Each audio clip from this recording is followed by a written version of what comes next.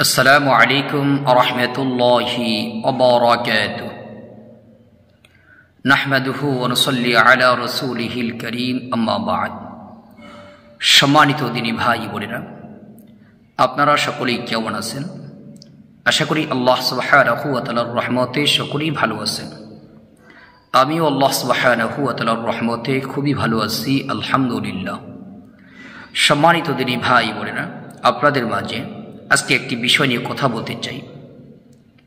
বিষয়টি হইতেছে চকলখড়ির বিষয়।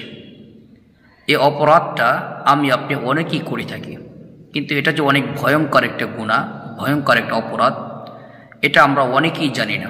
চলুন আজকে জেনে নিই। হাদিসের মধ্যে আসছে চকলখড় জান্নাতে যাবে না। হাদিস হইতেছে عن حذيفة قال سمعت رسول الله صلى الله عليه وسلم يقول لا يدخل الجنة قتات يعني النعام। হযরত হুযায়ফা রাদিয়াল্লাহু তাআলা আনহু থেকে বর্ণিত, রাসূলুল্লাহ সাল্লাল্লাহু আলাইহি ওয়াসাল্লাম ইরশাদ করেন, চকলখড় জান্নাতে যাবে না। নাউযু বিল্লাহ। দলিল কি?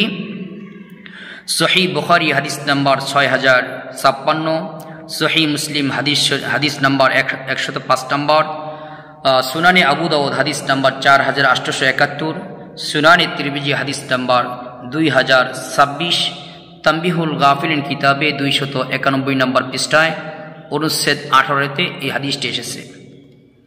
এরপর চকলখড় সবচেয়ে নিকৃষ্ট ব্যক্তি। হাদিস কি?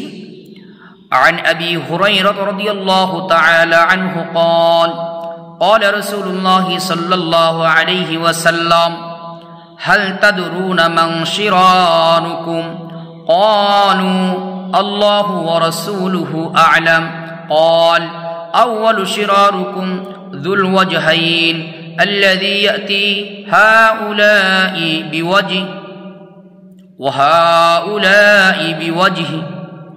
হযরত আবু হুরায়রা রাদিয়াল্লাহু তাআলা আনহু থেকে বর্ণিত, রাসূলুল্লাহ সাল্লাল্লাহু আলাইহি ওয়াসাল্লাম ইরশাদ করেন, তোমরা কি জানো কারা তোমাদের মধ্যে সবচেয়ে নিকৃষ্ট লোক?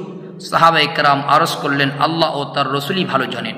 তিনি ইরশাদ করলেন, তোমাদের মধ্যে সবচেয়ে নিকৃষ্ট তারা যারা দুই চেহারা নিয়ে থাকে। এক দলের কাছে এক চেহারা নিয়ে যায়, অন্যদের কাছে ভিন্ন চেহারা নিয়ে যায়। দলিল কি? সহিহ বুখারী হাদিস নাম্বার 6058, সহিহ মুসলিম হাদিস নাম্বার 2526, আবু দাউদ হাদিস নাম্বার 4872, সুনানে তিরমিজি হাদিস নাম্বার 2025।